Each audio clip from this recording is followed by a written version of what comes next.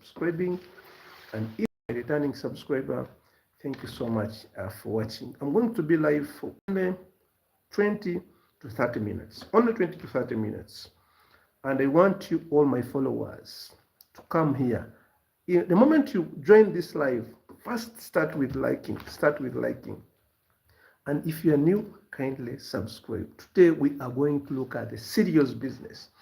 Most people have been asking me a lot of questions. Michael, you know what you have been talking about, the maize milling business, but we don't have money to buy those big machines. They are so expensive for us. How can we start supplying maize flour?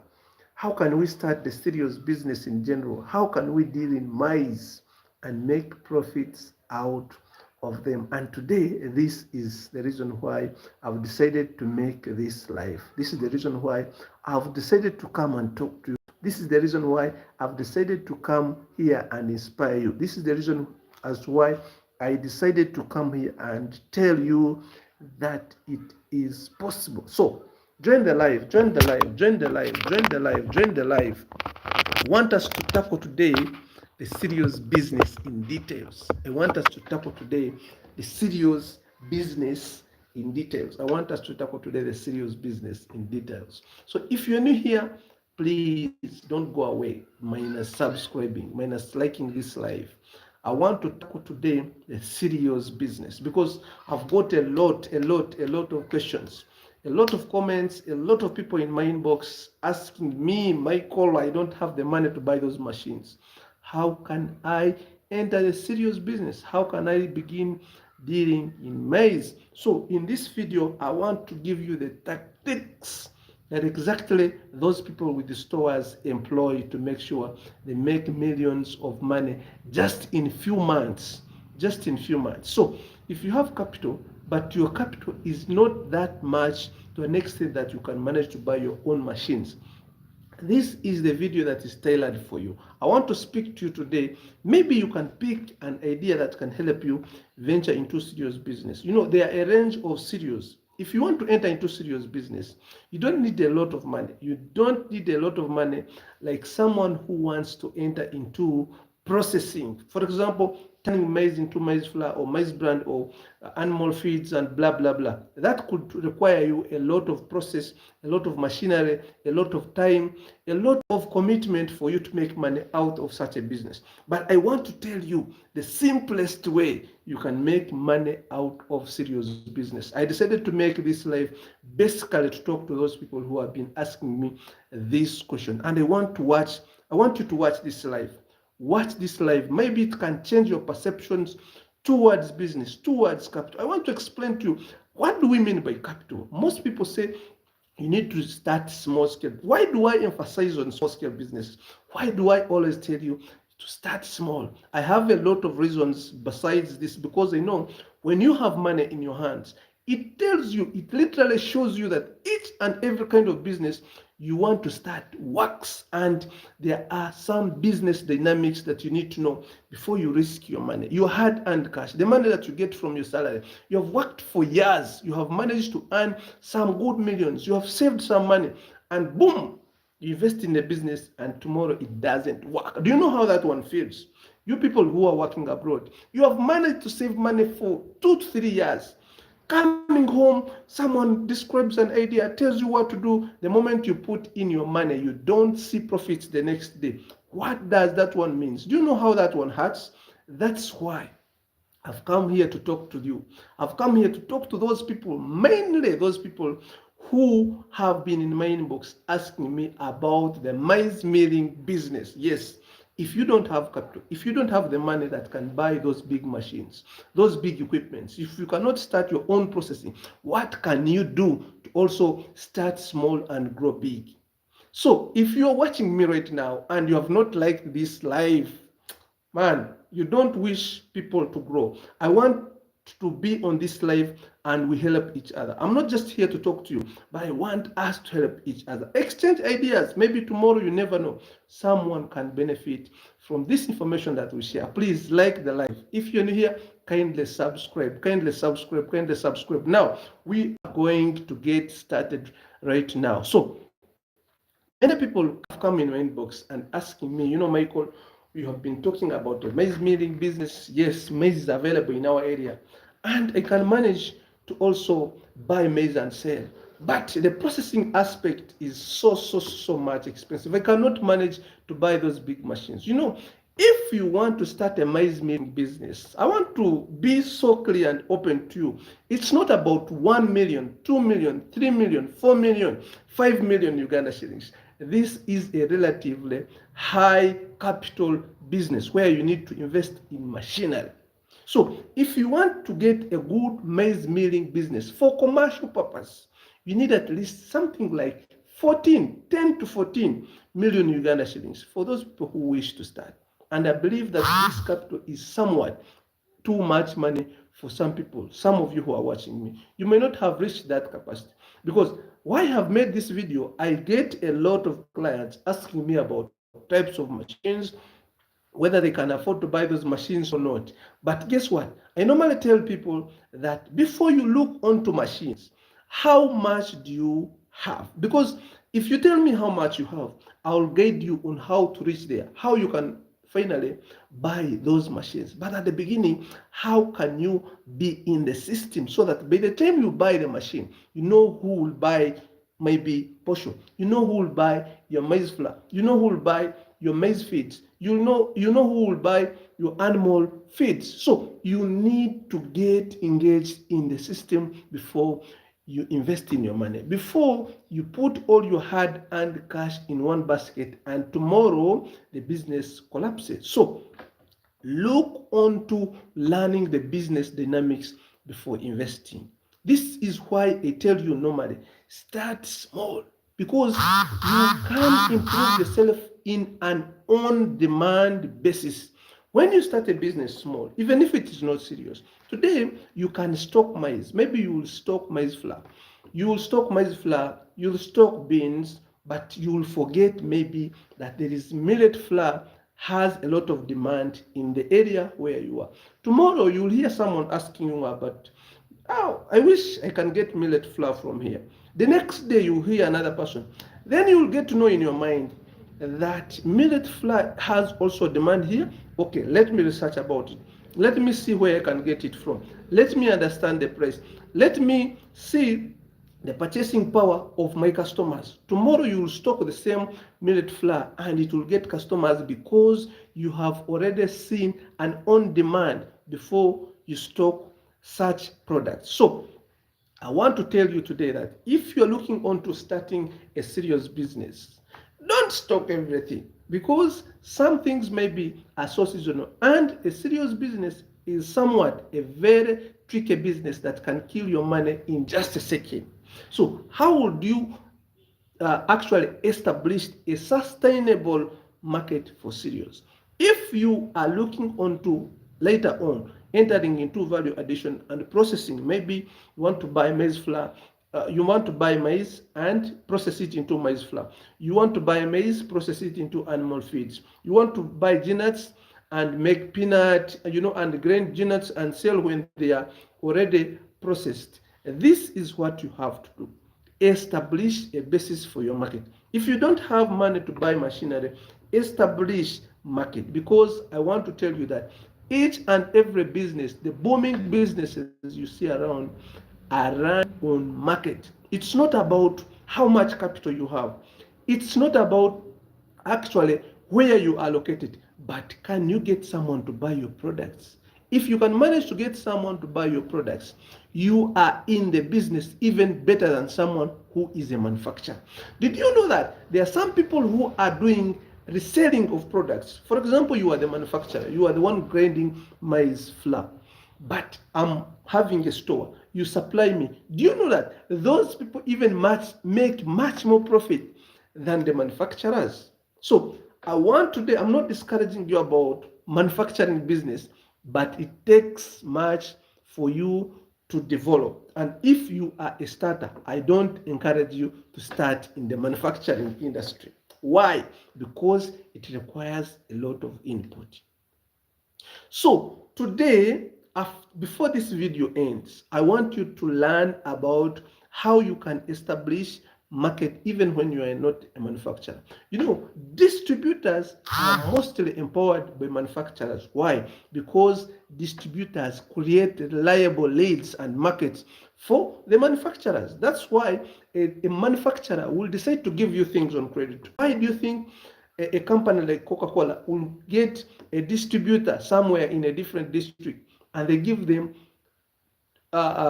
trailers of maybe soda to distribute, and that person will pay later? It's because they know that the distributor creates market for them. So if you start a big store, for example, today you are watching me today and you have something like maybe 2 million, 3 million, or 4 million, or 5 million Uganda shillings, don't think about buying a maize milling machine. I'm sorry to say this, but I have to tell you facts. If you have 1, 2, 3, 4, 5 million, don't think about buying a maize milling machine, because tomorrow you will struggle with that machine and it will be hard for you to make profits. Why? Because the journey you are taking is a long one before realizing profits. Do you know the returns on investment that is on a processing machine? Do you know returns of? Do you know how long it will take you to recover 5 million as profits? Let me repeat this: as profits from a maize milling machine. How long will it take you? But if someone has decided maybe to buy 100 bags of maize today, when the season is ending and the people are harvesting, normally maize and other cereals, by the way, including beans, peanuts, and everything, they are literally at a low price. So people do what we call a stocking. People stock those products.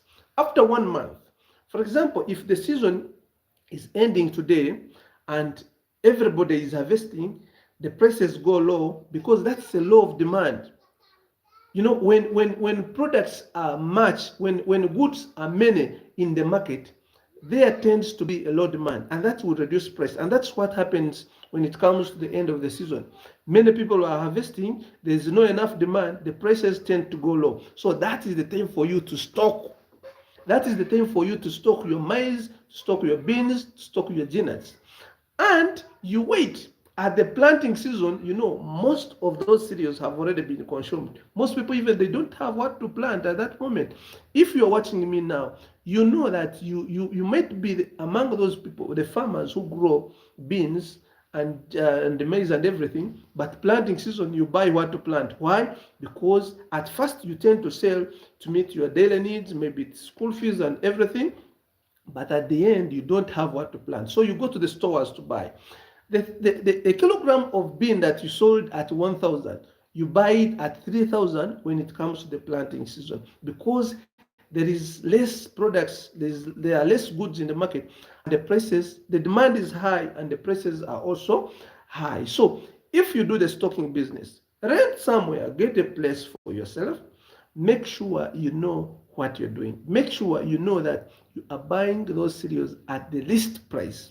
So stock them for 1 month or 2 months.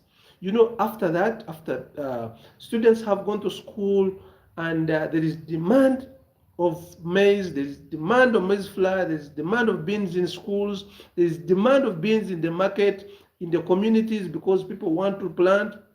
That time is when you start selling. The moment you start selling, you'll sell at a relatively higher price. So you will be much better than an individual who has bought a machine and started processing maize flour.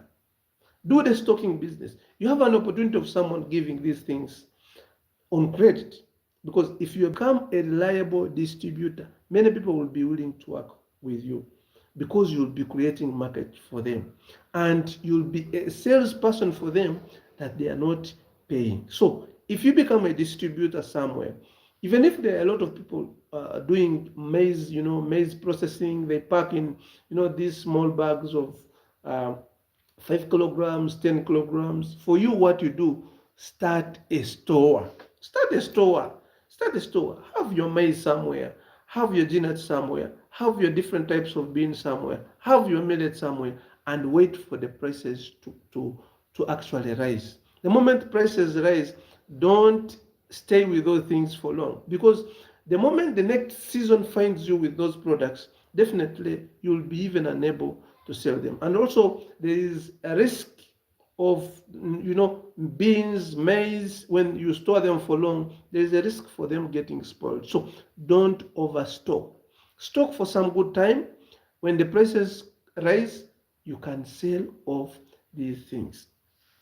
If you want to start serious business, location is a good thing for you to think about. As I told you before, there are basically two considerations for you choosing a good location for any kind of business. To avoid the double costing, you must look at either where your raw materials are or your products are, to locate your business there, or where your market are. Because some people look for convenience. For example, here I sell my CCTV cameras, as you can see them here. I sell them, and I'm selling them from home. Why I sell them from home? Because my not come looking for me. I'm the one who looks for them, and I do deliveries for them.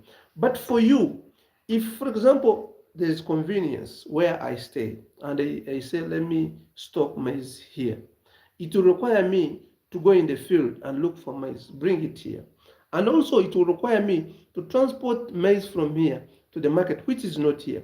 It means I will have double costs in transport, and that will definitely affect my profitability. So if you are looking for a good business location, look at either where your materials are or where your market is, to make sure that you choose where to place your business. And where would someone market his products? If you are doing cereals, people will come looking for you.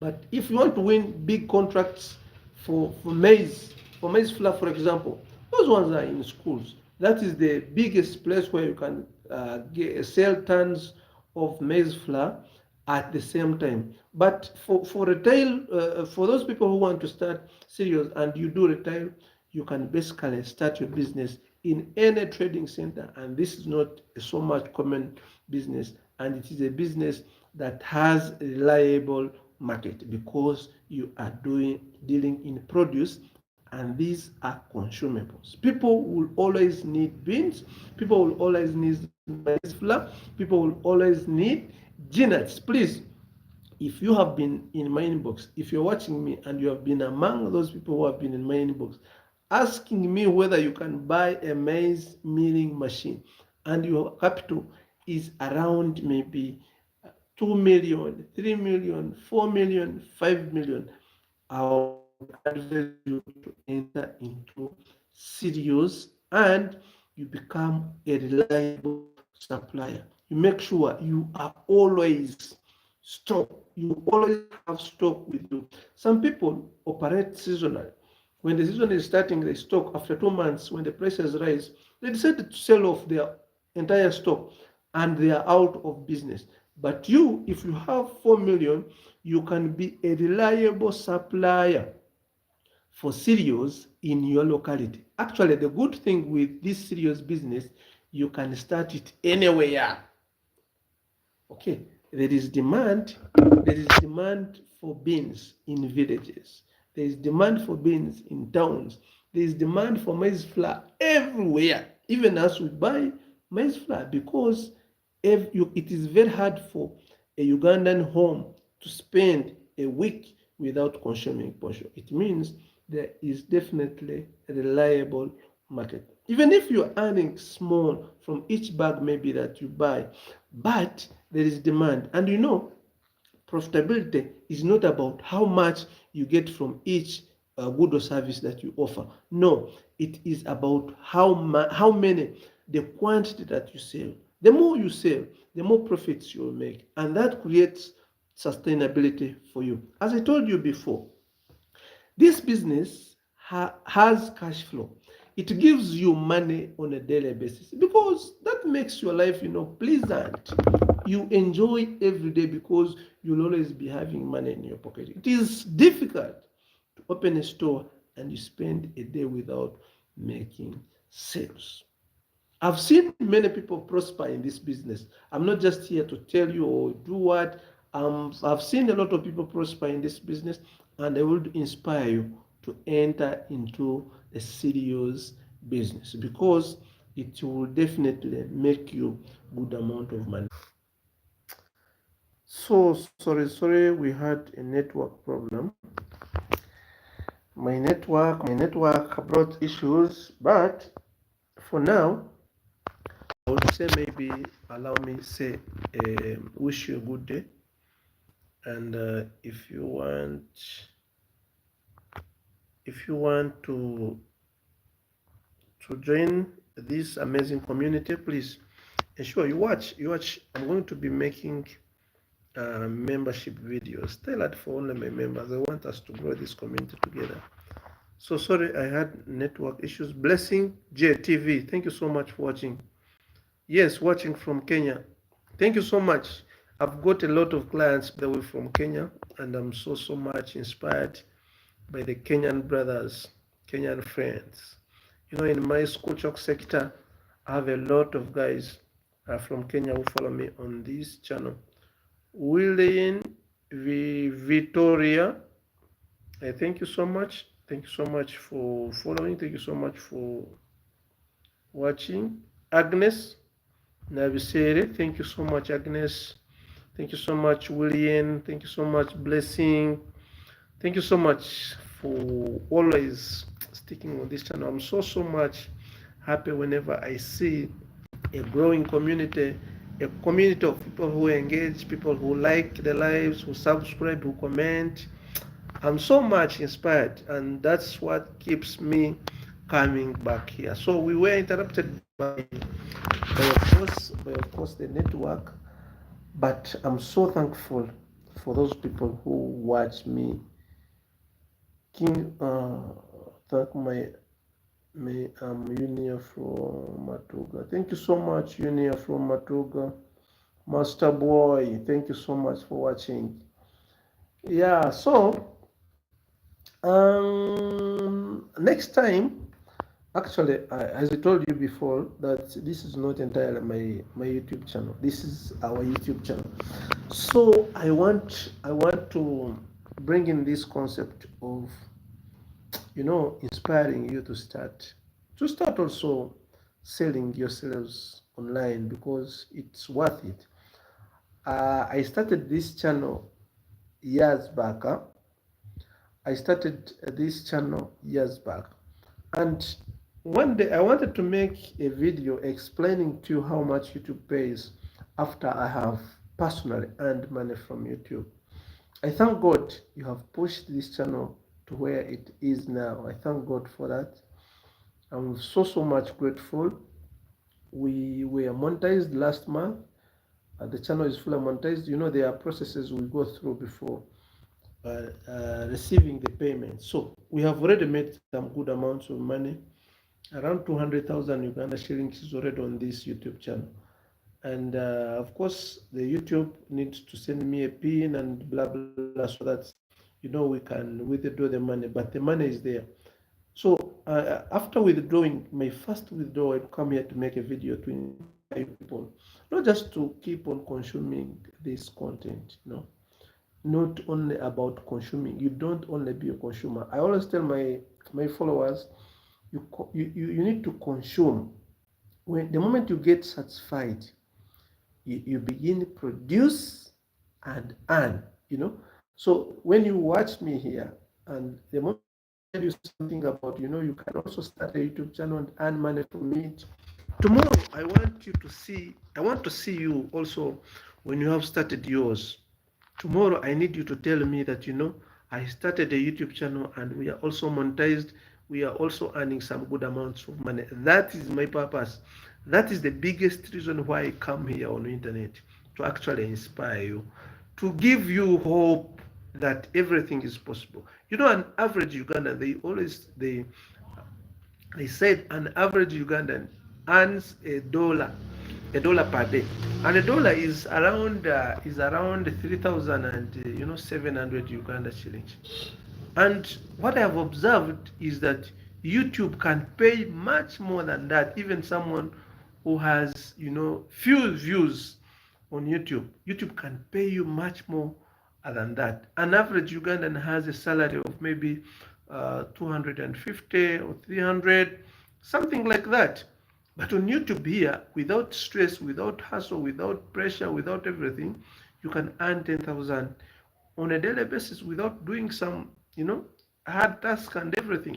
So the moment I withdraw my money from YouTube, I'll come here to basically inspire you, not only to come here and watch me, but also to start your own YouTube, start your own channels, and also create content that other people can consume. You have consumed, you have satisfied, I want you to start creating so that you can also, your content can be consumed by someone else and you start earning from that. That's my next mission. I'm working hard to make sure that I get my pin the moment they reach threshold, because they want $100, 50 something. The moment I get 100, I'll withdraw this money. I'll come here, make a live, inspire you to not only, you cannot be the person who goes to the shop every day to buy something and you expect to earn. No, you become a spender. I know by you coming here to watch me, you have put in some money already. You bought data, of course. So I want your data tomorrow to get something that is developmental. That something that can earn you something tomorrow from your data that you're spending to watch me. I want you to benefit. That's why I want to inspire you to start your own YouTube channels. And there are a lot of niches. Even if you don't talk about business, you might be someone who maybe has passion over something, or you have a talent. Showcase it, show it to the world, because that will definitely pay you. So if you're watching me, please kindly subscribe.